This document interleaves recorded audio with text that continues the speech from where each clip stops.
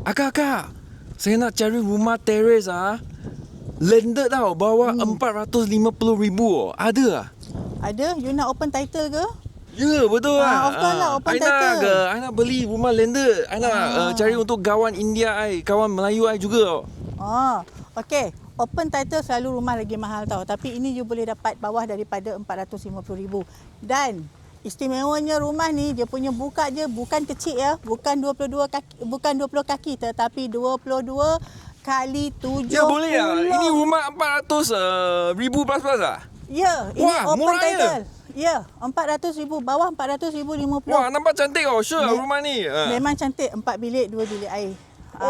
Bilik ni pun luas. Okey, rumah ni pun luas sebab bukaan 22 kaki.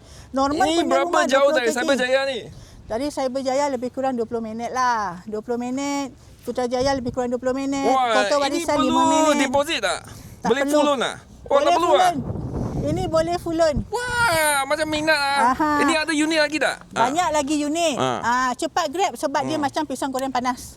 Boleh nanti kan you tunda kan. Nanti lama-lama unit pun habis. Okey lah, boleh lah. Macam mana hubungi Kak? Kalau you berminat dengan rumah ni, apa lagi PM lah. Okey? Dan kita akan hubungi you. Okey, rumah ni memang berbaloi dekat dengan Kota Warisan. Okey, bye-bye.